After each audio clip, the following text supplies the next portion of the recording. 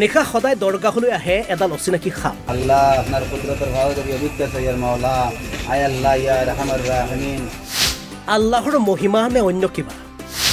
সাপ চাবলৈ জনতাৰ ভিৰ। শ্ৰীভূমিৰ এয়া হৈছে ঐতিহাসিক আঠপীৰ আৰু বাঘৰ মুকাম। আৰু এই পীৰলৈ কিছুদিনৰ পৰা ভিৰ বাঢ়িছে জনতা। স্থানীয় ৰাইজৰ মন্তব্য অনুসৰি বিগত কিছুদিনৰ পৰা প্ৰায় নিশা 8 বজাত আহে এডাল অচিনাকি সাপ। আৰু দৰগাহৰ দেৱালত এনেদৰে নিশা শুই থাকে সাপডালে। বাঘৰ দৰে আঁচ থকা অচিনাকি সাপডালক চাবলৈ এতিয়া দূৰ দূৰণিৰ পৰা আহিছে জনতা। আল্লাহ আপনার কুদরতের ভাবে যদি অভিজ্ঞতা চাইয়ার মাওলা আয় আল্লাহ ইয়া রহমান রাহিমিন। আল্লাহ আপনার দেওয়া মখলুক হয়ে আপনি জায়গা খান থেকে চালাইয়া নেবি দেওয়া আল্লাহ আমরা সারা রেখে সুকুনের সহিত জায়গায়। অচিনাকি সাপডালক লৈ এতিয়া ৰাইজৰ বাঢ়িছে উৎসুকতা। দৰগাহৰ দেৱালত এনেদৰে সদায় সাপডালক দেখাৰ বাবে একাংশই ইয়াক আল্লাহৰ মহিমা বুলি কৈছে যদিও অন্য একাংশৰ মতে দৰগাহৰ নিচেই কাষেৰে বৈ গৈছে এখন নদী। ফলত বানপানীৰ বাবে সাপডালে হয়তো এনেদৰে দৰগাহৰ দেৱালত জিৰণি ল'বলৈ আহে। বেলামবাজার ঐতিহাসিক আটপিরো বাঘের মোকামের গেটের কিনারে আজ 3 দিন থেকে প্রতিদিন রাতে একটা সাপ, অচেনা সাপ আমাদের এই ওয়ালের মধ্যে উঠে এখানে থাকে।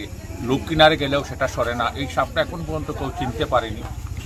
তাই আমার এই দেশের এরিয়ার মানুষের কাছে অনুরোধ, এই সাপটার কাছে কেউ যাবেন না, সাপটাকে কেউ ডিস্টার্ব দিবেন না বা করবেন না, কারণ এখনও কিছু বোঝা যাচ্ছে না। কারণ প্রতি বছর এই আমাদের এই মোকামে আটপিরো বাঘের মোকামে বাঘ আসে, এটা তো সবেরই জানা। কিন্তু এই বছর নতুনভাবে আজ 3 দিন থেকে একই জায়গায় একটি সাপ, লম্বা বিরাট আকারের সাপ, এটা কেউ চিনতে পারছে না এখন পর্যন্ত। এই সাপটা কি দিনে আবার থাকে না, কোথায় চলে যায়, অলৌকিকভাবে রাত্রে আবার এসে পড়ে এই জায়গায়। আজ 3 দিন হয়ে গেছে। আমরা কালকের মধ্যে মোকাম কমিটিকে ডেকে একটা মিটিং করে এটার ব্যাপারে একটা চিন্তাধারা করব। তাই দেশবাসীর কাছে আমার অনুরোধ, এই সাপটাকে যেন কেউ কোনো ডিস্টার্ব না দেয়, কোনোভাবে কোনো ইয়ে না করে, এটাই বলে আমার।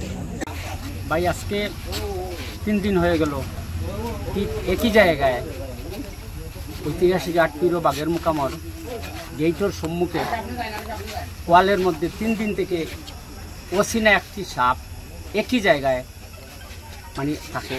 এত গাড়ি আসা যাবার পরেও সাপটি এখান থেকে সরে না।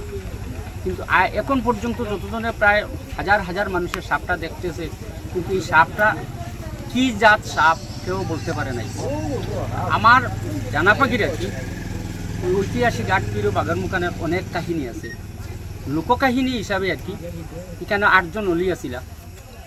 8 জন অলি থাকার বাদে এখানে মানে বাঘ চড়িয়ারা ভ্রমণ করতা, ঘোরাফেরা করতা বাঘ চড়িয়া।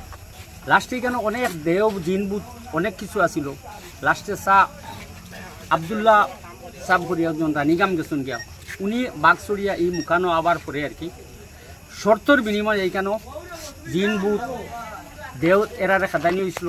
ত্রিপুরার বাংলাদেশের বর্ডারের কিনারো গোসাকুনা নামক একটা স্থানে এরারে মানে শর্তের বিনিময়ে দেব হয়েছিল। এরার কাছে শর্ত আসিল প্রত্যেক বছর আর কি বৈশাখ জ্যৈষ্ঠ মাস আইলে বাঘ একবার এখানে আয়। এখন পর্যন্ত অনেক মানুষে পায়, কিন্তু এবার এইরকম কিছু ভাবা যান না। একটা সাপ যেন একই জায়গা মানে তাকে তো মানুষের আসা যাবার পরে সাপটা কই থেকে আয় কই থেকে না আপনারা নিশ্চয়ই আপনি দেখতে পারবা রিপোর্টার হিসাবে। আপনি এখানে দেখিলি বা সাপটার মানে কোনো জাত বোঝা যায় না, একই জায়গা এত মানুষ দেখার বাদে মানে এই সাপটা যায় না আর কি। আমরা বড় চিন্তাতে আছি। লাগে আমরা মোকাম কমিটির খুব কম সময়ের ভিতরে একটা মিটিং দেখাইয়া একটা পড়াশোনার একটা দোয়া দুরুদের ব্যবস্থা আমরা করবো। আর বাকি মোকাম কমিটির সেক্রেটারি সেলিম ভাই আছেন।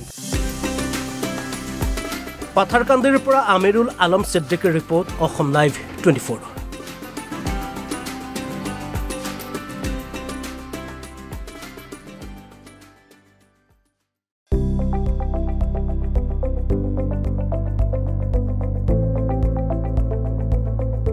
NB নিউজ, সহজ সৰল ভাষাত নৱভাৰতৰ কথা।